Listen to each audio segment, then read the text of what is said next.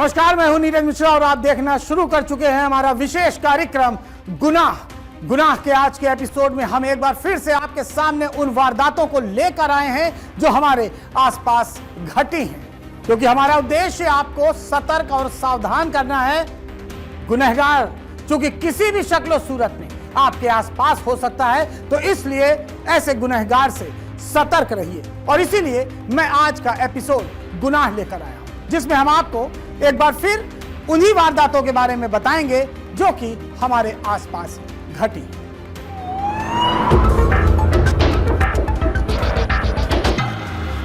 गुनाह की यह वारदात चंडीगढ़ से है। जिस प्यार के लिए दुनिया से वो लड़ गए, आखिर में उसी प्यार ने जान ले ली। चंडीगढ़ की यह दर्दनाक कहानी आज हम आपको सामने रखने जा रहे हैं।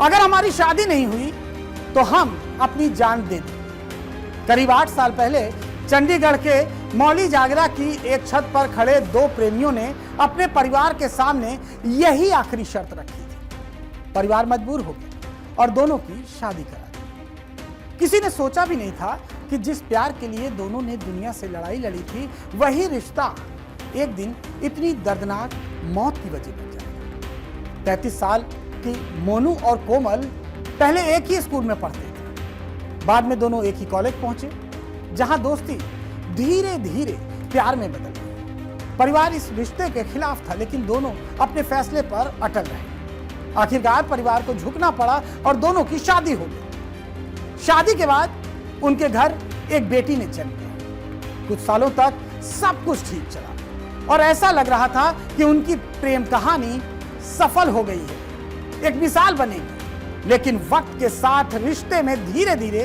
दरार आने लगी। मोनू ही रिक्शा चलाकर घर चलाता था, जबकि कोमल पर बच्चों को ट्यूशन पढ़ाने की जिम्मेदारी थी। इसी दौरान ट्यूशन पढ़ाने के दौरान एक और लड़का, एक छात्र जिसका नाम सनी था, उसकी नजदीकियां कोमल से बढ़ने लगी। परिजनों का आरोप है कि यह दोस्ती धीरे धीरे प्रेम संबंध में बदल गई। जब मोनू को इस बात का पता चला तो पति पत्नी के बीच विवाद बढ़ने लगा। रिश्ता टूटने की कगार पर आ गया और कोमल अपनी बेटी को लेकर मायके चली गई। परिवार का आरोप है कि आत्महत्या से करीब 15 दिन पहले सनी 15-20 लड़कों के साथ मोनू के घर पहुंचा था। वहां उसने हंगामा किया और कहा कि कोमल सिर्फ मेरी है और मैं उसको लेकर जाऊंगा। सनी को कोमल पढ़ाती थी और इसी दौरान दोनों में नजदीकियां हो गई। उम्र का भी फासला था, लेकिन कोमल और सनी को इस बात की कोई चिंता नहीं। जब हंगामा हुआ तो सूचना मिलने पर पुलिस मौके पर पहुंची और मामले को शांत कराया, लेकिन उस समय कोई मामला दर्ज नहीं हुआ। पत्नी और बेटी के अलग हो जाने के बाद मोनू पूरी तरह से टूट गया। परिवार का कहना है कि वो हर हाल में अपना घर बचाना चाहता था। वो बार बार पत्नी को मनाने की कोशिश करता था, लेकिन उसकी सारी कोशिश नाकाम रही। आत्महत्या से पहले रिकॉर्ड हुए एक वीडियो में वो अपने भाई के सामने रोता हुआ दिखाई देता है और अपनी बेबसी बयां करता है। 7 जुलाई को वो अपनी बेटी से मिलने ससुराल गया था। वहां क्या कुछ हुआ इसकी जानकारी किसी को नहीं, लेकिन आत्महत्या के बाद उसके घर से मिली एक डायरी ने कई सवाल खड़े किए। डायरी में उसने लिखा था कि 7 जुलाई को मेरे साथ जो कुछ हुआ वो मैं किसी को नहीं बता सकता। 22 जुलाई को मोनू ने अपने घर पर फांसी का फंदा लगाकर आत्महत्या कर दी और इस घटना के बाद परिवार ने पत्नी कोमल और सनी पर गंभीर आरोप लगाए। पुलिस को घटनास्थल से मिली डायरी, वीडियो और परिजनों की शिकायत के आधार पर भारतीय न्याय संहिता की धारा 108 और 3(5) के तहत कोमल और सनी के खिलाफ आत्महत्या के लिए उकसाने का मामला दर्ज कर दिया। फिलहाल चंडीगढ़ पुलिस का कहना है कि जांच अभी की जा रही है और सभी सबूतों की जांच की जा रही है और आरोपियों को किसी भी सूरत में बख्शा नहीं जाएगा। पुलिस का कहना है कि जांच में सामने वाले तथ्यों के आधार पर आगे की कानूनी कार्रवाई की जाएगी। आप इस समय जो वीडियो देख रहे हैं, इस वीडियो में पत्नी कोमल साफ तौर पर अपने पति को धमकी दे रही है। हालांकि वो चीज हम सुना नहीं सकते। वो साफ तौर पर कह रही है कि अब मैं तुम्हारे साथ नहीं रहना चाहती, अब मैं सनी के साथ रहना चाहती। इन तमाम पारिवारिक विवादों के बाद मोनू ने आत्महत्या कर ली। उस मोनू ने, जिसने अपने घर से बगावत कर कर कोमल से शादी की थी, लेकिन बाद में कोमल की जिंदगी में एक और उसका स्टूडेंट आ गया जिससे वो प्यार करने लगी। इस मामले में पत्नी और छात्र के खिलाफ आरोप लगाए गए हैं। पुलिस ने मामला दर्ज कर जांच शुरू कर दी है। आरोप अभी अदालत में फिलहाल सिद्ध होने बाकी है। गुनाह की ये वारदात चित्रकूट से है। कहा जाता है कि अपराध कभी अचानक नहीं होता, उसकी शुरुआत किसी छोटी से गलती से होती है, छोटी सी लापरवाही से होती है, कभी गलत जगह और कभी गलत लोगों से सामना। आज की कहानी भी एक ऐसी शाम की है जहां कुछ मिनटों की खुशी जिंदगी का सबसे खतरनाक अध्याय बन जाती है। इस कहानी में हमने पात्रों के नाम बदल दिए, जो कि जरूरी था, क्योंकि मामला कानूनी रूप से अभी चल रहा है। तो सुनाते हैं आपको चित्रकूट की यह दिल दहलाने वाली वारदात। 22 जुलाई की दिन था। शाम के करीब 3:30 बज रहे थे। पहाड़ों से घिरी हुई एक खूबसूरत घाटी, डूबता हुआ आसमान में सूरज, वो लाल रंग का हो चुका था वो सूरज, यानी कि सूरज धीरे धीरे ढल रहा था। ठंडी ठंडी हवाएं चल रही थी और दूर तक सन्नाटा पसरा हुआ था। लोग धीरे धीरे अपने घरों की ओर लौट रहे थे। घाटी लगभग सुनसान हो चुकी थी। उसी समय एक बाइक घाटी की तरफ बढ़ रही थी। उस बाइक पर सवार थे 2 दोस्त, आरव और नैना। दोनों पिछले कई दिनों से इस जगह पर आने की योजना बना रहे थे, शहर की भीड़भाड़ और भाग दौड़ से दूर कुछ घंटे अपने लिए बिताने के। इसलिए उन्होंने ऐसी सुनसान जगह चुनी। बाइक पार्क करने के बाद दोनों घाटी के किनारे जाकर बैठ गए, आपस में बात करने लगे। कुछ देर तक वो प्रकृति का आनंद लेने लगे। अपने मोबाइल से कुछ तस्वीरें भी ली, भविष्य की बातें भी की। उन्हें समय का पता ही नहीं चला। जब सूरज पहाड़ों के पीछे छुपने लगा तो दोनों ने वापस लौटने का फैसला किया। लेकिन जैसे ही वो बाइक की तरफ बढ़े, पीछे से एक दूसरी बाइक आकर रुकी। उस पर 3 बदमाश युवक सवार थे। शुरुआत में बातचीत सामान्य लगी, लेकिन कुछ ही क्षणों में यह पूरा माहौल बदल गया। इसके बाद दोनों को धमकाया गया और एक गंभीर अपराध हुआ, यानी कि तीनों ने लड़के के साथ मारपीट शुरू कर दी। घाटी में सन्नाटा था, तेज हवा चल रही थी, अंधेरा होने को आ रहा था। तीनों युवकों ने पहले लड़के को बंधक बना लिया। उसके बाद इन तीनों ने लड़की के साथ दरिंदगी की और उसके बाद ये भाग निकले। कुछ समय बाद दोनों लड़के और लड़की किसी तरह इनसे छूटकर मुख्य सड़क तक पहुंचे। सदमे और घबराहट के बीच उन्होंने पुलिस हेल्पलाइन को सूचना दी। कुछ मिनटों में ही पुलिस की गाड़ी सायरन बजाते हुए घटनास्थल पर पहुंची। दोनों को सुरक्षित स्थान पर ले जाया गया और मामले की कानूनी प्रक्रिया शुरू हो गई। अगली सुबह पूरे जिले में इस घटना की चर्चा थी। पुलिस अधीक्षक ने तुरंत अधिकारियों की बैठक बुलाई। जांच के लिए अलग अलग टीमें बनाई। घटना स्थल का बारीकी से निरीक्षण किया गया। हर छोटे से छोटे साक्ष्य को सुरक्षित किया गया।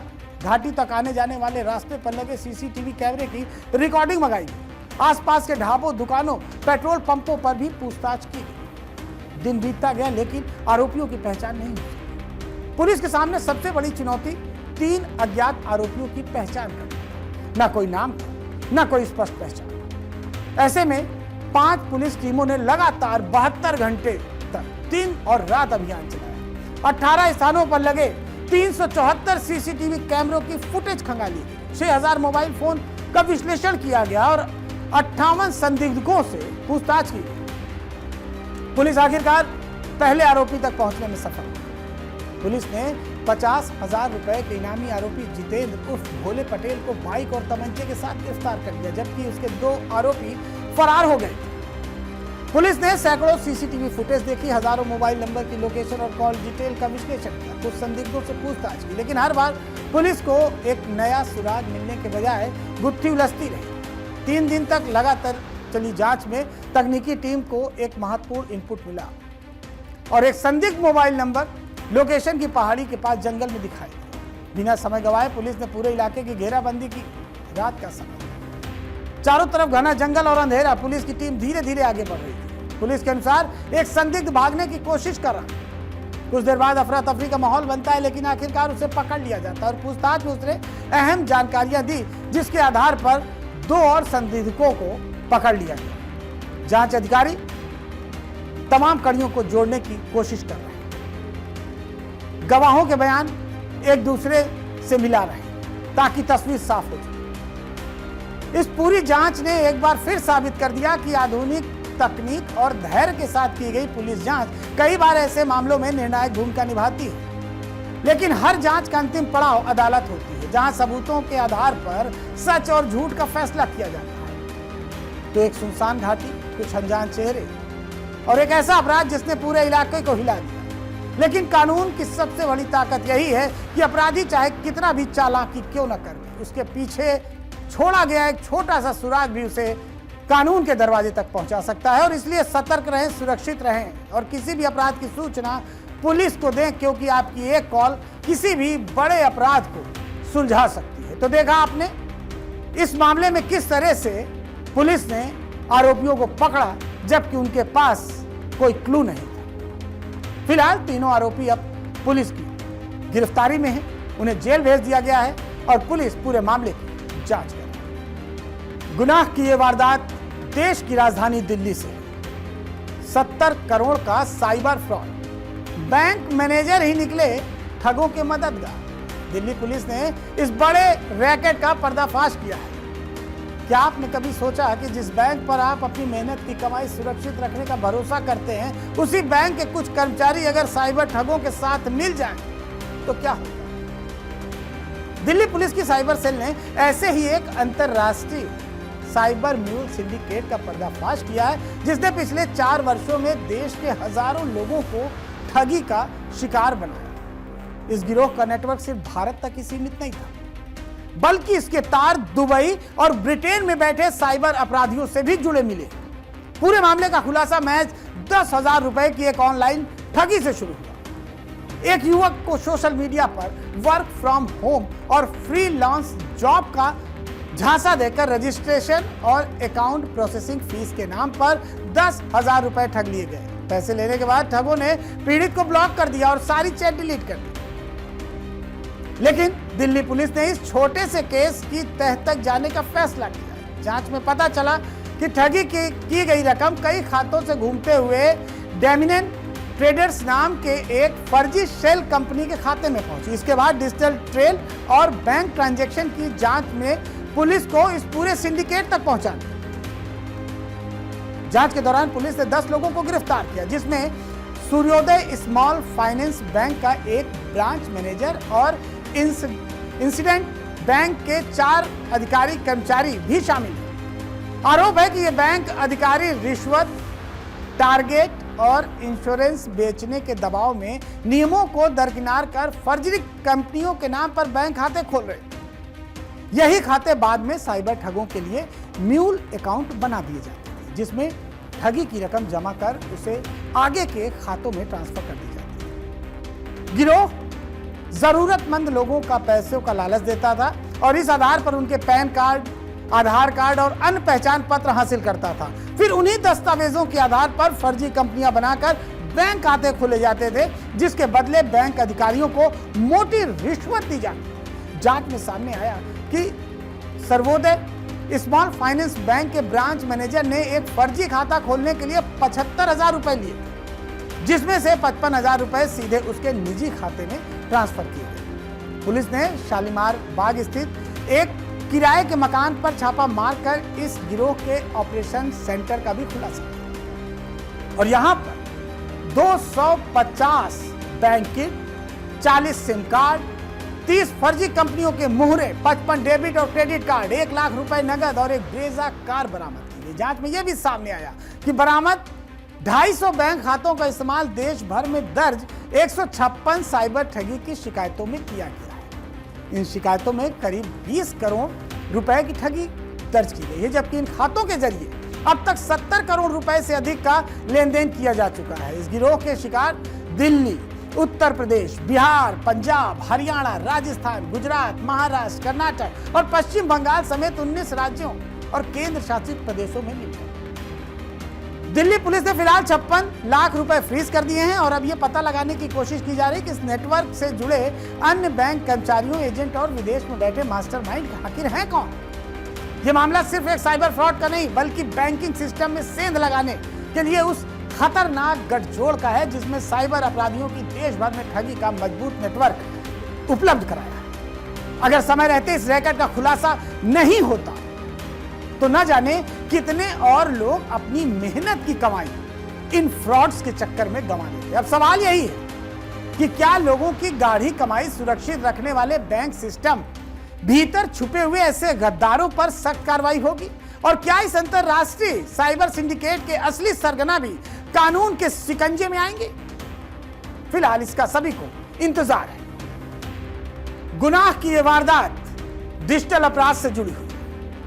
7 दिन का डिजिटल बंधक, 70 लाख की ठगी, रिटायर्ड एयरपोर्ट डायरेक्टर को आतंकवाद के नाम पर बनाया गया शिकार। तो सोचिए, एक फोन आता है, सामने वाला खुद को पुलिस अधिकारी बताता है और फिर कहता है कि आपके आधार कार्ड से खरीदी गई सिम का इस्तेमाल आतंकवादियों ने किया। कुछ ही मिनटों में पुलिस, एटीएस और एनआईए के नाम सामने आने लगते हैं और फिर आपको कहा जाता है कि आप किसी से बात नहीं करें, फोन नहीं काटेंगे और जांच पूरी होने तक हर आदेश मानेंगे। यही हुआ लखनऊ के एक रिटायर्ड एयरपोर्ट डायरेक्टर और उनकी पत्नी के साथ, जिन्होंने 7 दिनों तक खुद को सरकारी जांच के घेरे में समझा और देखते ही देखते अपनी जिंदगी की 70 लाख रुपए की जमा पूंजी गंवा बैठे।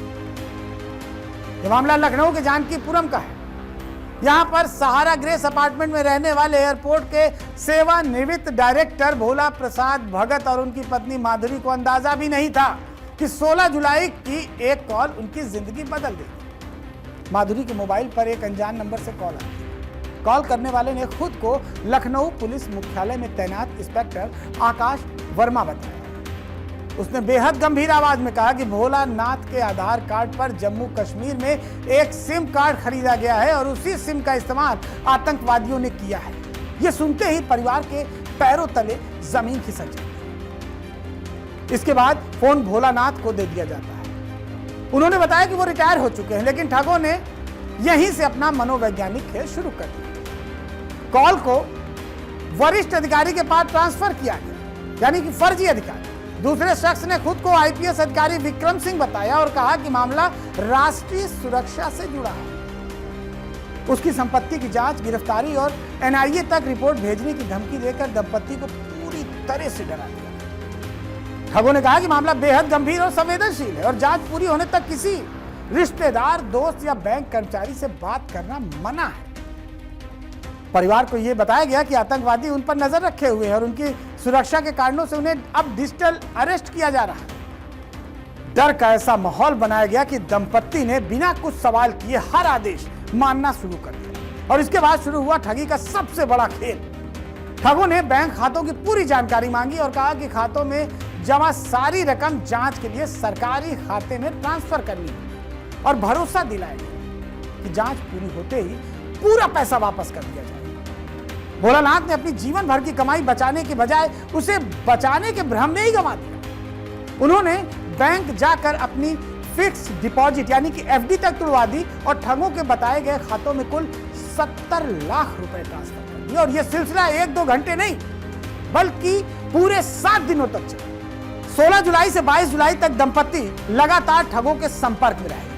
हर पल उन्हें डराया जाता रहा कि अगर उन्होंने किसी से कुछ बताया तो उन्हें गिरफ्तार कर लिया जाएगा और परिवार भी खतरे में पड़ जाएगा। 22 जुलाई के बाद जब भोलानाथ ने अपनी रकम वापस मांगी तो ठगों ने और जमा पैसे के लिए कहा कि अभी और पैसा जमा होगा। यहीं से उन्हें शक हो गया। उन्होंने पहली बार अपने रिश्तेदारों और परिचितों से बात की, तब उन्हें पता चला कि वो किसी सरकारी जांच का नहीं बल्कि एक सुनियोजित साइबर ठगी का शिकार हो चुके। इसके बाद भोलानाथ ने लखनऊ के साइबर क्राइम थाने पहुंचकर अज्ञात ठगों के खिलाफ एफआईआर दर्ज की। जांच में सामने आया कि ठगों ने पश्चिम बंगाल और पटना के बैंक खातों में जमा कराई है उनकी सारी। पुलिस को आशंका है कि इसके लिए साइबर अपराधियों ने म्यूल बैंक खातों का इस्तेमाल किया। जांच एजेंसियां अब इन खातों और पूरे गिरोह की तलाश में जुटी हुई। इस मामले में एक और बड़ा सवाल बैंकिंग सिस्टम पर भी खड़ा किया है।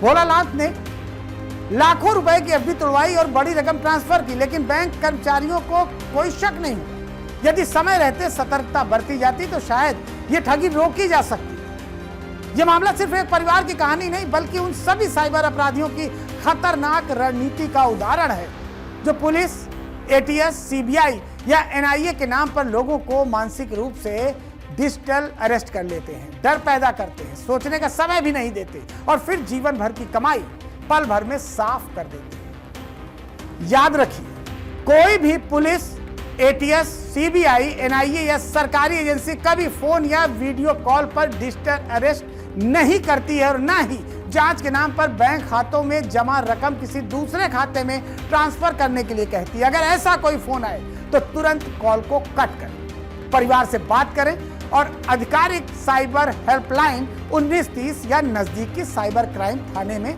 संपर्क करें। तो गुनाह की आज के एपिसोड में यहीं तक। इस एपिसोड में मैंने आपको बताया कि किस तरह से एक लड़के ने प्रेम में धोखा खाया और सुसाइड कर लिया। इसके अलावा इस एपिसोड में हमने आपको साइबर ठगों के बारे में भी बताया कि किस तरह से साइबर ठग आपको निशाना बना रहे हैं। आप याद रखिए कि कोई भी